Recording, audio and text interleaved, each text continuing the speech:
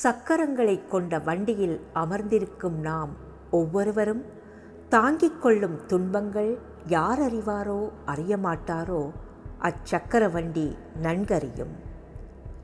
M உடல் கல்லறையில் புகும்போது அச்சக்கர நாற்காலி மகிழ்வோடு வழியனுப்பும்.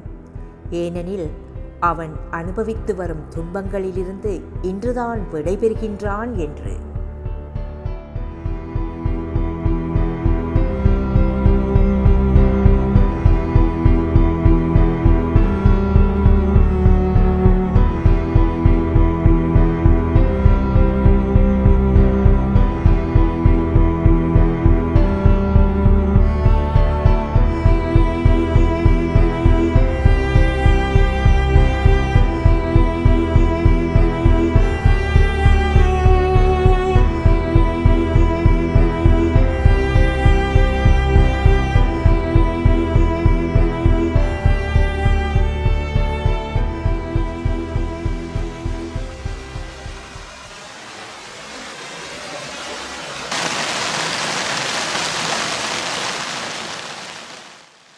மார்கழி மழை இலங்கையின் வவுனியா நகரை நனைத்து கொண்டிருந்தது.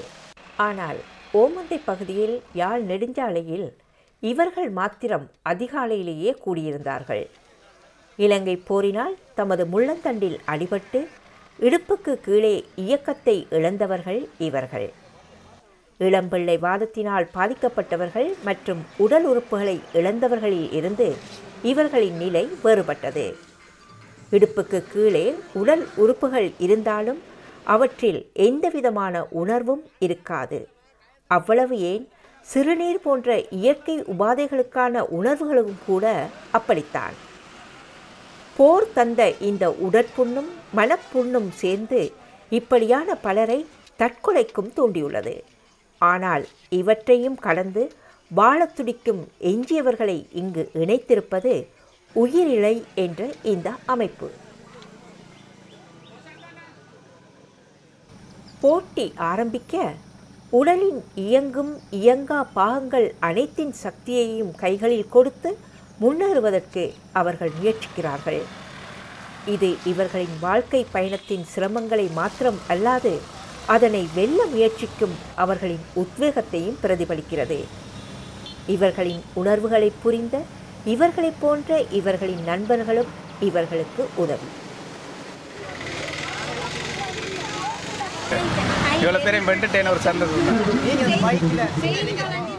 ஆம், உண்மையில் இவர்களின் வாழ்க்கை ஒரு தவம் போல தொடரப்பட வேண்டியது. அனைத்துக்கும் கடுமையான பயிற்சியும் ஒழுங்கும் விடாமுயற்சியும் ஓரளவாவது பிறரின் உதவியும் இவர்களுக்கு தேவை. இலங்கை போரினால் அங்கங்களை இழந்தவர் தொகை ஆயிரக்கணக்கில் இருந்தாலும் அதில் சுமார் 170 பேரை உயிரிழை அமைப்பு வடகிழக்கில் முள்ளந்தண்டு வனம் பாதிக்கப்பட்டவர்களாக இதுவரை அடையாளம் கண்டிருக்கிறது. இவர்கள் இந்த அமைப்பின் உறுப்பினர்களாக இணைந்து செயற்படுகிறார்கள். இந்த கடந்த கால யுத்தம் மற்றும் விபத்துக்கள் காரணமாக முள்ளந்தண்டுடன் பாதிக்கப்பட்டார்கள் நிறைய பேர் இருந்தது. அப்போ பாதிக்கப்பட்டிருந்த இடத்துல நாங்கள் கடந்த கால யுத்தம் முடிஞ்சு வைத்தியசாலையில் எல்லாரும் தங்கியிருந்த வேளையில் உதவிகள் சரியான முறையில் ஒருவருக்கும் அந்த நேரத்தில் கிடைக்க இல்லை. அப்போ ஒரு சிலர் இப்போ தங்களுக்கு தொடர்பாடல்கள் இருந்தவர்களும் ஏனையவர்களுமான உதவிகளை பெற்றுக் கொண்டிருந்த வேளையில் முள்ளந்தண்டுடன் பாதிக்கப்பட்ட அடிமட்டத்தில் இருந்தவர்கள் தொடர்புகள் இல்லாதவர்கள் பல்வேறுபட்ட சிரமங்களை எதிர்கொண்டிருந்தார்கள். அந்த வேளையில தான் உண்மையில இந்த உயிரிழை என்ற ஒரு அமைப்பை நாங்கள் எல்லோருமா சேர்ந்து உருவாக்க வேண்டிய ஒரு தேவை ஒன்று வந்தது. அந்த வகையில் நாங்கள் பயனாளிகள் எல்லாருமாக முள்ளந்தண்டுடன் பாதிக்கப்பட்டவர் எல்லாருமாக சேர்ந்து கதைத்து ஒரு முடிவுக்கு வந்து நாங்கள் ஒரு அமைப்பு ஒன்றை உருவாக்க வேண்டும் என்று சொல்லி ஒரு முடிவை கொண்டு வந்தோம். அந்த வகையில நாங்கள் இந்த அமைப்பை உருவாக்குவதற்காக சிலர் எங்களுக்காக ஒத்துழைப்பினை வழங்கினார்கள். அந்த வேளையிலே தான் நாங்கள் ஒரு எல்லாருமே முள்ளந்தண்டுடன் பாதிக்கப்பட்டவர்கள் அடங்கக்கூடிய வகையில இருந்த எல்லாருமே நாங்கள் ஒரு அமைப்பினை உருவாக்கினோம். அந்த அமைப்புக்கான பெயராக நாங்கள் உயிரிழை என்று வைத்திருந்தோம். எங்களுடைய அமைப்பு நிச்சயமாக முள்ளந்தண்டுவடம் பாதிக்கப்பட்டார்களை மட்டுமே உள்வாங்கின ஒரு அமைப்பாக இருக்கின்றது. இது ஒரு தனித்துவமான அமைப்பாக இருக்கின்றது. ஏனென்று சொன்னால் முள்ளந்தண்டுவடம் பாதிக்கப்பட்டவர்கள் மற்ற மாற்றுத்திறனாளிகளை விட சற்று வித்தியாசமானவர்கள். அந்த வகையில் நாங்கள் முள்ளந்தண்டுவடம் பாதிக்கப்பட்டவர்களை மட்டுமே இந்த அமைப்பில் உள்வாங்கி இருக்கின்றோம். வடக்கு மற்றும் கிழக்கு மாகாணங்களை சேர்ந்த முள்ளந்தண்டுவடம் பாதிக்கப்பட்டவர்கள்லாம் இந்த அமைப்பில் இருக்கிறார்கள். அதிலேயும் உண்மையில வடகிழக்கு மாகாணங்களை சேர்ந்த 166 பயனாளிகள் எங்களுடைய அமைப்பில் இப்போது பயனாளிகளாக இருந்து வருகின்றார்கள். போரில் அகப்பட்ட பொதுமக்களும் முன்னாள் போராளிகளும் என பல தரப்பினரும் முள்ளந்தண்டு வடத்தில் அடிபட்டு செயலிழந்திருக்கிறார்கள். சிறு குழந்தைகளும் அதற்கு விலக்கல்ல.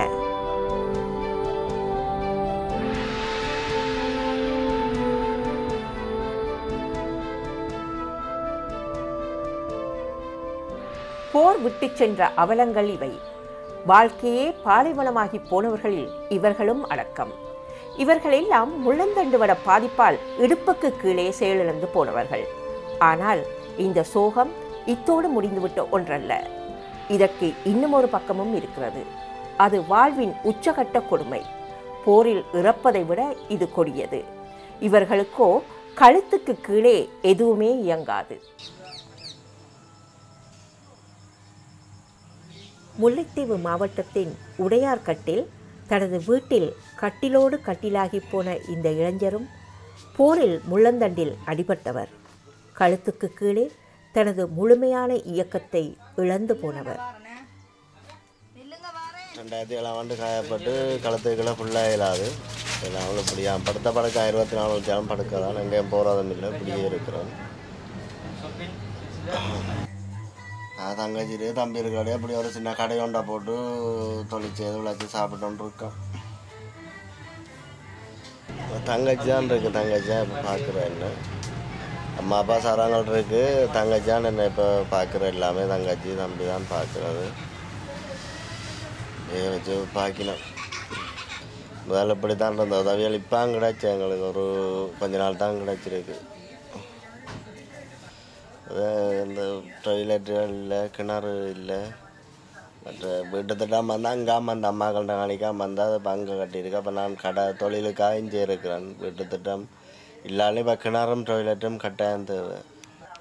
சம்பந்தம்னா மருந்து பிரச்சனைகள் இருக்குது. மருந்து பிரச்சனை, தண்ணிக்கே வேணும் 25 போத்தல் தண்ணி வேணும். 5 லிட்டர் தண்ணி 25 கேன் தண்ணி வேணும். அதோட மருந்துகள் காயம் இருக்குது. எனக்கு ஒரு காயம் இருக்குது. கல்டர்லாம் பாவிக்கிறது. அது மருந்து செலவுக்கு 6000-7000 ரூபா கிட்ட வேணும். தண்ணிக்கு வேணும் 25 போத்தல் தண்ணி வேணும். 110 ரூபா 5 லிட்டர் கேன் தண்ணி, அமெரிக்கன் தண்ணி. இப்போ அதான் தண்ணி தான் கொண்டு வந்தாங்க வச்சிருக்கேன் குடிக்கிற தண்ணி. அதான் தண்ணி பிரச்சனை, மருந்து, சாப்பாடு, உடுப்புகள் பிரச்சனை தான். கணக்காக பிரச்சனையே இல்லை. எல்லா பிரச்சனைக்கும் தீர்வை ஒரு ஆள்கிட்ட கேட்டுக்கொள்ளாது. இல்லை கிணறு தண்ணி குடித்தா கல் வளரணும். கல்டர் போட்டிருக்கேன் ஜோர்னுக்கு. கல் வளர்ந்துடும். இந்த 6 மாதத்தால் கொண்டு வெட்டுவாங்க. கல் அடைச்சல் ஆப்ரேஷன் உண்டு. இப்போ பம்பாடில் அந்த வேற ஆப்ரேஷன் செய்து தான் வந்தேன். நான் கல் கிடந்து எடுத்து தான் வந்தேன். அதால் போத்தல் தண்ணி பாவிச்சா அந்த ஹாஸ்பிட்டல் தேவைகள் போகிற கொஞ்சம் குறைவாக இருக்கும். அதுக்காக போத்தல் தண்ணியை பாவிக்கிறது. பிரச்சனை தான், எல்லாம் பிரச்சனை. இப்போ 8 வருஷமாக 2007ஆம் ஆண்டு இப்போ 8-9 வருஷமாகுது. இப்படியே படுக்க தான். எங்கேயும் போகிறதும் இல்லை, ஒன்றும் இல்லை. இப்படியே ஒரே படுக்க தான். மன்னாரில் இருக்கக்குள்ளாங்க இப்படி இயக்கத்தில் இருக்கா நடந்தது. இவரைப் போல கழுத்துக்கு கீழே செயலிழந்து வாழ்பவர்கள் 23 பேர் வடகிழக்கில் உயிர்நிலையில் உறுப்பினர்களாக இருக்கிறார்கள். உள ரீதியான தாக்கங்களையும் இவர்கள் கடுமையாக எதிர்நோக்குகிறார்கள். இன்னும் ஒருவர் இவர்களை பராமரிக்க முற்றாக தமது வாழ்க்கையை அர்ப்பணித்தாக வேண்டும் என்பது இவர்களின் முக்கிய பிரச்சினை. இவருக்கு தங்கை இருக்கிறார். ஆனால் எல்லோருக்கும் அப்படி இருக்க முடியுமா? ஒரு களத்துக்கு கீழே இயங்காத ஒரு பயனாளி கட்டாயம் அவருக்கு எந்த ஒரு உணர்வும், களத்துக்கு கீழ்பட்ட பகுதியில் எந்த ஒரு உணர்வுமே தெரியாது. அது பெரிய ஒரு பிரச்சனை. அதை விட அவர்கள் இந்த தோல் எரிவு காரணமாக வெயில் காலத்தில் தாங்க முடியாத சக்தியில் அவர்கள் துன்பப்படுவார். இதை விட 2 பிரதானமான பிரச்சனை இருக்க வைக்கணும்னு சொன்னா சலமல முகாமைத்துவம் பிரச்சனையா இருக்குது.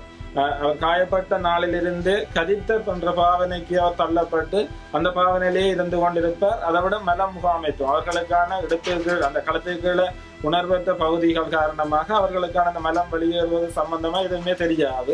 அதே மாதிரி சல முகாமைத்துவத்திலும் அவர்களுக்கு தெரியாத காரணத்தினால இது ரெண்டும் அவர்களுக்கு பிரதான ஒரு பிரச்சனையா இருக்கும். அதை விட தொடர்ச்சியா அவர்கள் சக்கர நாட்களிலும் இருக்க மாட்டார்கள், தொடர்ச்சியா படுக்கையிலே இருக்க வேண்டிய ஒரு சூழலுக்கு தள்ளப்பட்டவர்கள் தான் அவர்கள்.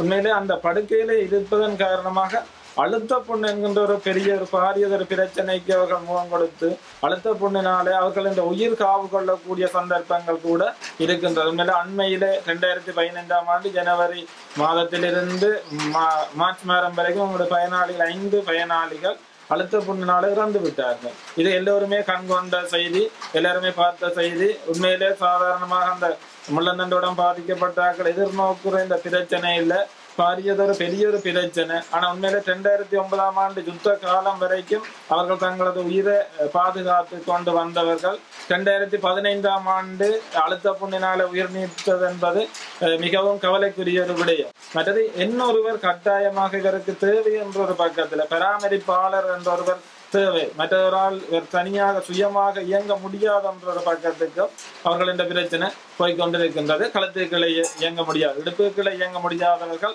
ஓரளவு தாங்களை சுயமாக பழக்கி கொண்டாலும் களத்துக்களை இயங்காதவர்கள் முற்றுமுழுதாக இந்த பாதிக்கப்பட்ட நாளிலிருந்து இந்த வரைக்கும் ஒரு துன்பத்தை உலகில் அவர்கள் தாங்குணா துன்பத்தை அனுபவித்துக் கொண்டிருப்பவர்களாகவே காணப்படுகின்றார்கள்.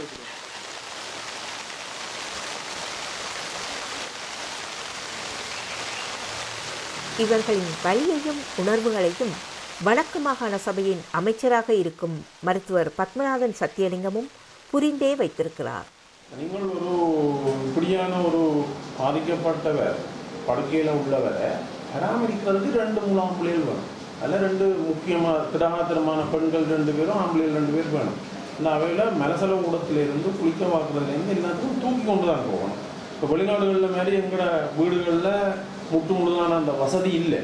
ஆனபடினால இவற்ற உழைப்பு இல்லை, இவர் குடும்பத் தலைவராக இல்லாத ஒரு உழைக்கிற வயசில் இருந்தால் இவற்ற உழைப்பு இல்லைன்றதுக்கும் அப்பால் வீட்டுக்கு உழைக்கிற இன்னொருவர் இதற்காக முன்னக்கிட வேண்டிய ஒரு தேவை இருக்குது. ஆனபடியாக முட்டு முழுதாக அவையோட வாழ்வாதாரம்ன்ற ஒரு பெரிய ஒரு பிரச்சனையாக இருக்குது. ஆனபடினால இப்படி பல சுகாதாரத்தோட சம்பந்தப்பட்ட அல்லது மறைமுகமாக சம்பந்தப்பட்ட பல விஷயங்கள் இவர்களுக்கு இருக்குது. ஆனபடினால நாங்கள் இப்போ எங்களுடைய வடக்கு மாகாணத்தின் சுகாதார அமைச்சாலும் நாங்கள் இந்த ஒரு ஸ்ட்ராட்டஜிக் பிளான் ஃபார் 3 இயர்ஸ் 3 வருஷத்துக்குரிய மூலோபாய திட்டம் ஒன்று நாங்கள் செய்து முடிச்சிருக்கோம். அந்த மூலோபாய திட்டத்தில் ஒரு முக்கியமான 17 பிரிவுகள் இருக்குது. அதில் ஒரு பிரிவு இந்த விசேட தேவைக்கு உட்பட்டவர்களுடைய நலன் ஒன்று சம்பந்தமான விஷயம். மாகாண அரசாங்கம் பலவிதமான உதவிகளை இவர்களுக்கு செய்ய முயற்சிக்கின்ற போதிலும் அவை அவர்களுக்கு போதாது என்பதையும் அவர் ஒப்புக்கொள்கிறார். அதே மாதிரி நாங்கள் வடக்கு மாகாண சபை நாங்கள் இலங்கையில் எந்த ஒரு மாகாணமும் செய்யலை. நாங்கள் இந்த முள்ளந்தண்டு வளம் பாதிக்கப்பட்டு இடுப்புக்கு கீழே இயங்க முடியாமல் இருக்கிற ஆட்களுக்கு மாதம் 1500 ரூபாயும், கழுத்துக்கு கீழே இயங்க முடியாமல் இருக்கிற ஆட்களுக்கும் மாதம் 3000 ரூபாயும் எங்களோட அமைச்சு கூடாக நாங்கள் இப்போ வழங்கி கொண்டிருக்கிறோம். ஆனால் இது ஒரு சிறிய தொகை இல்லை. உண்மையாக நாங்கள் கொடுக்குற இந்த 1500ம் 3000 ருபீஸுன்றது உண்மையாகவே காணாது. அப்படி காணாமல் இருக்கிறதுக்கு பல காரணம் என்னன்னு சொன்னால், இப்போ நாங்கள் இந்த கம்யூனிட்டி பேஸ்ட் ரீஹபிலிட்டேஷன் ப்ரோக்ராமை எல்லாருக்கும் முடித்தோம்னு சொன்னால் அவைகளுக்கு தெரியும், தங்களோட வீட்டில் எப்படி பராமரிக்கிறதுன்றது அவைகளுக்கு தெரியும். ஆனால் இதுவரையில் நாங்கள் கிட்டத்தட்ட ஒரு 180 பேருக்கு தான் இந்த ப்ரோக்ராம் செய்திருக்காங்க. ஆனபடினால அவைகள் பல தேவைக்காக அண்மையில் உள்ள வைத்தியசாலையை போகலாம். ஒரு பேரலைஸ் பேஷண்ட் ஒரு ஆள் அண்மையில் உள்ள வைத்தியசாலையை போகிறதாக இருந்தால் அவர்களுக்கு வாகனம் வேணும், அவர்களுக்கு மிக படுத்த புண் வருது, அவர்களுக்கு யூரின் எடுக்கிறதுக்கு அந்த கத்தீட்டர்ஸ் மாற்ற வேணும், 2 கிழமைக்கு மாற்ற வேணும். இது அவையோட செலவு, மருத்துவ செலவே பெரிய ஒரு செலவு. அதற்கு மேலதிகமாக அவையோட வாழ்வாதாரம், சாப்பாடு துவக்கம், நீ அவைகளுக்கு அந்த ஹை எனர்ஜி இந்த ஹை ப்ரோட்டீன் டயட் தேவை. இதுகள் எல்லாத்துக்கும் இந்த 3000 ரூபான்றது அது ஒரு நிலைமை இருக்குது. அது உண்மை. ஆனால் எங்களோட மாகாண சுகாதார அமைச்சை பொறுத்தவரையில், புனர்வாழ்வு அமைச்சை பொறுத்தவரையில் எங்களுக்கு ஒதுக்கப்படுற நிதி மட்டுமட்டாக தான் இருக்குது. நாங்கள் இது கொடுக்குறதே பெரிய ஒரு கஷ்டத்தின் மத்தியில் நாங்கள் கொடுத்து கொண்டிருக்கோம். நாங்கள் இதுக்கு மேலதிகமான நிதி ஒதுக்கீடு நாங்கள் மத்திய அரசாங்கத்தில் கேட்டிருக்கிறோம். அதை இந்த முறை தருவதாக எங்களுக்கு 2016ஆம் ஆண்டுக்கு தருவதாக அவர் சொல்லியிருந்தாலும் அது முற்று முழுதாக எங்களுடைய இந்த 2016ஆம் ஆண்டு பட்ஜெட்டில் ரிஃப்ளெக்ட் பண்ணப்படுகிறது. ஆனால் எல்லாவற்றையும் கடந்து தாமும் வாழ வேண்டும் என்பதற்காக கூட்டாக சில முயற்சிகளை செய்ய இவர்கள் உயிரிழையின் ஊடாக முயற்சிக்கிறார்கள். ஒரு சிறுகடை முயற்சியினை மேற்கொள்ளலாம். இவ்வாறான தொழில் முள்ளந்தண்டுடன் பாதிக்கப்பட்டவர் தங்களுக்கு ஏற்ற மாதிரி ஒரு கடை வசதியினை செய்து சிறு தொழில் முயற்சியாக சிறு கடை ஒன்றினை ஆரம்பிக்கலாம். அதை விட கோழி வளர்ப்புக்கான ஒரு முயற்சியினை அவர்கள் மேற்கொள்ளலாம். என்னென்னு சொன்னால் அவர்கள் வீட்டோடு இருந்து அதை பார்வையிட்டு கொள்ள முடியும். இதை விட அவர்களுக்கு சில பேர் குறிப்பிட்ட இதில் என்னென்னு சொன்னால் அந்த தொலைபேசி திருத்துற அந்த அவ்வாறான பயிற்சிகள், மற்றது சில பேர் கம்ப்யூட்டரில் போட்டோ எடிட்டிங் இவ்வாறான தொழில் பயிற்சிகளை செய்து அதன் மூலம் அவர்கள் செய்யலாம் என்றது என்னென்னு சொன்னால் அவர்கள் இருந்த இடத்திலேயே அந்த வேலைகளை செய்வதனூடாக தங்கள் வருமானத்தை உழைத்துக் கொள்ள முடியும். அது அவர்களுக்கு இந்த உடல் பாதிப்பை ஏற்படுத்தாத ஒரு வேலை திட்டமாக இருக்கும். ஆனால் இந்த முயற்சிகளுக்கு இவர்களுக்கு பிறரது உதவிகள் நிச்சயமாக தேவை. அதுவும் புலம்பெயர்ந்து வாழுகின்ற தமிழர்களின் உதவியை இவர்கள் பெரிதும் எதிர்பார்க்கின்றனர். அப்படி உதவவும் சில அமைப்புகள் முன்வந்திருக்கின்றன. அவற்றில் ஒன்று லண்டனை தளமாக கொண்டு செயற்படும் ஊதா அமைப்பு. போரால பாதிக்கப்பட்ட மக்கள்ல மிக பெரிய அளவில் பாரிய அளவில் பாதிக்கப்பட்டார்கள் இந்த முள்ளந்தண்டு வடம் பாதிக்கப்பட்டவர்கள். அவர்களுடைய முள்ளந்தண்டு வடம் பாதிக்கப்பட்ட அவை நார்மல் லைஃப்லேருந்து முற்றாக மாறுபட்டு அவையில இந்த வீல் சேருக்குள்ள முடக்கப்பட்ட ஒரு வாழ்க்கையை வாழ்ந்து கொண்டிருக்கிறது. குறிப்பா அவையின் சமூக வாழ்க்கை, அவர்களுடைய தொழில், அவர்களுடைய கல்வி, அதோட அவர்களுடைய குடும்ப வாழ்க்கை முழுமையா பாரிய அளவில் பாதிக்கப்பட்டு ஒரு துன்பமான வாழ்க்கையை வாழ்ற ஒரு சமூகமாக தான் அவை இருக்கேன். கணிசமான பெரிய அளவில் இன்றைய நிலைமை 171 பேர் அப்படி வடக்கு கிழக்கில் அப்படி அந்த நிலைமையில இருந்து கொண்டிருக்கிறோம். அப்ப இவையை நாங்கள் தெரிவு செய்து அவர்கள் முழு பேருக்கும் நாங்கள் உதவித்தொகை ஒரு டிசபிலிட்டி அலவன்ஸ் என்ற ரேஞ்சில் அவருக்கு முழு பேருக்கும் உதவி செய்யணும் என்று தொடங்கினோம். அதோட அது தொடர்ச்சியாக இருக்கணும், மாதாந்த நிலைமை தொடர்ச்சியாக இருக்கணும். அது அவை மற்றவரை தங்கி வாழ்ற நிலைமையிலேருந்து ஒரு ஆறுதலை கொடுக்கக்கூடிய மாதிரி இருக்க வேண்டும். இதுல களத்துக்கு கீழே பாதிக்கப்பட்ட ஆக்களுக்கு மருத்துவ செலவு, அவர்கள் முழுமையாக இன்னொரு ஆள ரெண்டு உதவியோட நாளாந்த வாழ்க்கையும் வரணும். அதே நேரம் மற்ற இடுப்புகளை இருக்கிறார்கள் தங்களை டெவலப் பண்ணிக்கொள்ளலாம். இன்னொரு தொழில் முயற்சியோ சரி அவை அடுத்த கட்ட வாழ்க்கையை கொண்டு போகக்கூடிய நிலைமையில இருக்கிறது. இது தொடங்கிகள் எல்லாருக்கும் 10,000 தொடங்கினாங்க. பிறகு அவையே சொல்லிச்சுன்னா 10,000 எல்லாரையும் அடைகிறது சரியான காலம் எடுக்கும். நாங்கள் எல்லாரும் 5,000 கொடுங்கன்னு சொன்னா சரி நாங்கள் ஓகே 10,000 5,000 கொடுத்தோம். இன்றைக்கு ஏப்ரல் 2016 நாங்கள் 118 பேருக்கு இந்த பணம் போய்கொண்டிருக்குது. அதுல சில பேருக்கு நாங்கள் தொழில் முயற்சி செய்கிற ஆட்களுக்கு ஒரு டோனர் 20,000 ரூபாய் படி மாதம் கொடுக்கிறார். அது அவைண்ட தொழில் முயற்சியை நல்லா விருத்தியாச்சு அவை பலப்படுத்தக்கூடிய நிலைமை இருக்கு. இதற்கு அடுத்த கட்டம் யோசிக்கல இவர்கள் ஒரு சமூகத்துல அவைய கூட சமூகத்தோடு நினைஞ்சு வாழக்கூடிய நிலைமை உருவாக்குறதோட அவைண்ட தொழிலை பலப்படுத்தி ஏனென்று சொன்னா இதுல பலர் இளம் வயதிலேயே இந்த துன்பத்தை அனுபவிக்க தொடங்கிட்டேன். முதுகெலும்பு முறிக்கப்பட்டது இளம் வயதுல இப்ப இனியாவே 2 வாழ்க்கை இருக்குது. அதுக்கு எங்களோட ஒரு சப்போர்ட்டை கொடுக்கறதுக்கான முயற்சியும் அதோட அவைண்ட குடும்ப நிலைமை அவைண்ட குடும்பத்துல பிள்ளைகள் இருக்குது. அப்ப பிள்ளைகள் படிச்சு அவை ஆளாகியவர்களுக்கு அந்த தொடர்ச்சியான ஒரு வேலை திட்டத்தை கொண்டு போக வேண்டியதா இருக்கு.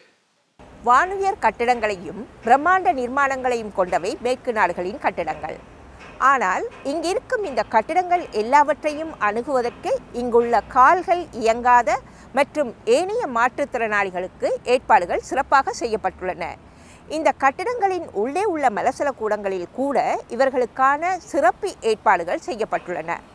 ஆனால் இலங்கை போன்ற தெற்காசிய நாடுகளில் இப்படியான உட்கட்டமைப்புகள் மிகவும் அரிது. வீடுகளில் அவர்களை பராமரிப்பதற்கான ஏற்பாடுகளும் மிக குறைவு.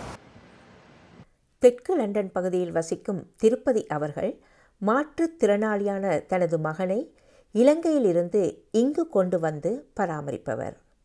இலங்கையிலும் மேற்கு நாடுகளிலும் இருக்கக்கூடிய பராமரிப்பு நிலைமைகள் குறித்து அவர் விளக்குகிறார். அதாவது இந்த வலது குறைஞ்ச பிள்ளைகள் மட்டுமில்லை, இவருக்கு முன்னுரிமை இல்லை. முன்னுரிமைண்டா ஆஸ்பத்திரியிலேயோ இல்லாட்டி வெளியிடங்கள்லேயோ ஒரு முன்னுரிமை இல்லை. அந்த பிள்ளை வீட்டுக்குள்ளேயே குந்தி கொண்டு இருக்கணும். அவருக்கு வைத்திய வசதியாக, போக்குவரத்து வசதியாக, கல்வி அறிவு வசதியாக ஒன்றுமே அவருக்கு இல்லை. முதல் அவருக்கு தேவை வீட்டில் சுகாதாரமாக வாழணும், வைத்திய வசதி தேவை. இங்கே அப்படி இல்லை. இங்கே அந்த பிள்ளை வளர்கிறதுக்கு அந்த பிள்ளை சந்தோஷமாக வளரக்கூடிய வசதி வாழ்வுகளை வாழ்க்கை இந்த அரசாங்கம் செய்து கொடுக்குது. அவருக்கு அலவுன்ஸ், அவரை பார்க்குறதுக்கு ஆட்கள், அவருக்குரிய வீட்டு வசதிகள், அவரை ஏற்றி செல்கிற வாகன வசதிகள் எல்லாம் நிறைய கிடைக்கிறது. அவங்களுக்கு ஒரு குறையும் இல்லாமல் இங்கே அவங்களுக்கு எல்லாம் ஒரு வருத்தம் என்றாலும் அவருடைய சோஷியல் டிபார்ட்மெண்ட் வந்து அவருக்குரிய வசதிகள்லாம் செய்து என்னென்ன செய்யணுமோ அவருக்கு என்னென்ன தேவைகள் வேணுமோ அதெல்லாம் கேட்டறிஞ்சு நிறைய செய்து கொண்டு இருக்கிறாங்க. அதோடு அவரை பராமரிக்கிற ஆட்களையும் அவங்களுக்கும் ஒரு கஷ்டம் இல்லாமல் அவங்கள பராமரிக்கிறதுக்கு சம்பளத்துக்கு ஆட்களை தராங்க. அதாவது அங்கே பராமரிக்கிறதுக்கு ஆட்கள் இல்லை. வசதி உள்ளவன் சம்பளக்காரனை பிடிச்சி போட்டு பராமரிப்பான். வசதி இல்லாத ஆட்கள் என்ன செய்வாங்க, அந்த வீட்டுக்குள்ளேயே இருந்து அதுக்குள்ளேயே அதோட காலம் கழிந்து போகும். வீட்டுக்குள்ளே ஒரு அங்கவீனமான ஆள் இருந்தால் அவர் அந்த வீட்டுக்குள்ளே இருந்து இறங்கி அவர் அந்த வீட்டுக்குள்ளே நடமாடக்கூடிய வசதியை செய்து கொடுக்கணும். முதல் அந்த வீட்டுக்குள்ளே அவர் அங்கே கதிரையில் இருந்தோ அவர் அங்கே அசைந்து போகக்கூடிய வசதியை செய்து கொடுக்கணும். ஒரு ஆள் படுக்கையில் படுக்கோல்மண்டு இல்லை, ஒரு அங்கவீனமான உள்ளது. அவர் கதிரையில் இருந்து எல்லா இடமும் போகலாம். அவரை பராமரிக்கக்கூடிய வசதிகள், பண வசதி, முதல் மருத்துவ வசதியை செய்து கொடுக்கணும் அவருக்கு. அவர் அடிக்கடி வந்து மருத்துவர்கள் வந்து என்ன மருந்து வேணும், என்ன கொடுக்கணும், அவருக்கு என்னென்ன எக்ஸசைஸ் எல்லாம் கொடுக்கலாம், அவருக்கு என்னென்ன உடற்பயிற்சியை கொடுத்து அவரை கொஞ்சம் நிமித்தி இருக்கலாம், அதுகளை முதல் செய்யணும். அப்புறம் அவரை வெளிக்கொண்டுறணும். வெளியில், அதாவது வெளி உலகத்தை கொண்டு வெளிச்சத்தை காட்டி இதுதான் உலகம் இப்படி போகணும். அவர் தன்னிச்சையாக செய்யக்கூடிய சில வேலைகளை அவரை செய்ய விடணும். செய்ய முடியாதவர்களுக்கு அவருக்குரிய பண உதவிகளை கொடுத்து அவருக்கு உதவி செய்யக்கூடிய ஆட்களை அவருக்கு அமர்த்தி அவரை சொல்லணும். இப்போ இங்கே என்னென்னா ஒரு பராமரிக்கிற ஆளுக்கு வேலை குறைவு. ஏன்னா முழுதும் இயந்திர வசதிகள் செய்து கொடுத்துருக்குறாங்க. அவரை தூக்குறதுக்கு, இறக்குறதுக்கு, கொண்டு குளிக்க வாக்குறதுக்கு எல்லாம் அந்த பராமரிக்கிறால் நோவில்லாமல் இருக்கணும். அவர் நொந்து போனாரண்டா அவருக்கும் செலவழிக்கணும், அவரையும் பார்க்கணும். அதுக்காக வேண்டி அவரை பார்த்து கொண்டு அவருக்குரிய சின்ன சின்ன வேலைகளை செய்துட்டு சாப்பாடை கொடுத்து உடையை மாற்றி அவரை தூக்கி கதிரில் இருப்பாற்ற வேலையெல்லாம் செய்யலாது. இங்கே செய்யக்கூடிய வசதிகள் செய்து தந்துருக்காங்க எங்களுக்கு. அங்கே இல்லை. அங்கே நாங்கள் தான் தூக்கணும். நாங்கள் 2 தான் தூக்கலாம், அங்கே இடுப்பு பிடிப்பு வந்துடும். அப்போ எங்களை பார்க்குறாரு, அந்த பிள்ளையை பார்க்குறாரு. வெளியில் போக்குறதுக்குரிய வாகன வசதி ஒன்றும் இல்லை அவங்களுக்கு. இப்போ வெளியில் போகிறோண்டா அவங்களுக்கு அதுக்குரிய வாகனம் இல்லை. உதாரணத்துக்கு ஆஸ்பத்திரி வைத்தியசாலையை கொண்டு போகணும். அவரை வீட்டுக்குள்ளேருந்து கொண்டு வராண்டா தூக்கி கொண்டு தான் அதுக்குள்ளே ஏற்றணும். ஒரு ஓட்டோ, இப்போ நாங்கள் இருக்க மட்டும் அப்படியான ஒரு வீல் சேரோ அந்த கதிரை ஏற்றக்கூடிய வாகனம் ஒன்றும் அங்கே இருக்கல. பஸ்ஸெல்லாம் ஃப்ரீயாக விட்டாலும் இப்போ படியில் ஏற்றிட்டு பஸ்ஸுக்குள்ளே ஏற்றி இருக்கிறாரு. இப்போ அப்படியான சலுகைகளை செய்து கொடுத்தாலும் அவங்களும் சுதந்திரம் அங்கே வாழலாம், நோய் இல்லாமல் வாழலாம். அதேவேளை தமது அமைப்பு இலங்கையில் செயற்படும் உயிரிழை அமைப்போடு சேர்ந்து பணியாற்றத் தொடங்கிய பின்னர் அங்கு பெரும் முன்னேற்றங்கள் ஏற்பட்டிருப்பதாக ஊதா அமைப்பின் செயலாளர் கூறுகிறார். ஊதா 1 வருஷத்துக்கு முதல்ல ஆரம்பிக்கல வந்து இந்த முள்ளந்தண்டு படம் பாதிக்கப்பட்ட சிலரது மரண செய்திகள் அவர்கள் இறந்ததாக வந்து தொடர்ச்சியாக வந்து கொண்டிருந்தது. ஆனால் அதுக்கு பிறகு வந்து உயிரிழை அமைப்பை நாங்கள் பலப்படுத்தினோம். அவை ஒரு நெட்வொர்க்காக கிரியேட் பண்ணி அவை வேலை செய்யக்கூடிய இதுகளை வந்து நாங்கள் கிரியேட் பண்ணி கொடுத்ததுக்கு பிறகு அவை ஒரு அவேர்னஸ் கேம்பெயினோட செய்திச்சு. நம்ம இந்த படுக்கப்பண்ணிலேருந்து எப்படி மீண்டு வாரது, அது சம்பந்தமான சில விழிப்புணர்வுகள் இதெல்லாம் செய்ததால வந்து அந்த மரணங்கள் வந்து குறைஞ்சது. இப்போ 1 வருஷமா எங்களுக்கு வந்து அந்த மரணத்திலேருந்து மீண்டு வாழ பழகிட்டினோம். அது ஒரு பெரிய பெரிய செய்தி. அதே நேரம் இப்படி வந்து இந்த மரணங்களும் தங்களோட தற்கொலை முயற்சிகளும் ஒரு இருண்ட வாழ்க்கைகளை வாழ்ந்தது வந்து இன்றைக்கு பார்த்தா அவை வந்து ஒரு ஸ்போர்ட்ஸ் மீட் அரேஞ்ச் பண்ணி விளையாடின தங்களுக்கு செய்யணும். அதோட வந்து பல சமூக வேலைகளை செய்யணும், பல தொடர்பாளர்களை வந்து முன்னேறி கொண்டு வருகிறோம். அதே வேளை அவைக வந்து தங்களோட குடும்பத்தோட வந்து சில தொழில் முயற்சிகளை செய்யணும். அவைக்கும் நாங்கள் ஒரு சில உதவிகளை அவைக்கு ஒரு சப்போர்ட்டை கொடுக்க துவங்கியிருக்கோம். இது இவ்வளவு விஷயத்தை இவ்வளவு பெரிய மாற்றம் வந்து ஊதாவோட சேர்ந்த ஒரு சில தொண்டு நிறுவனங்களால சேர்ந்துதான் இந்த ஒரு சின்ன மாற்றம் வந்து இவ்வளவு காலம் ஏற்பட்டிருக்கு.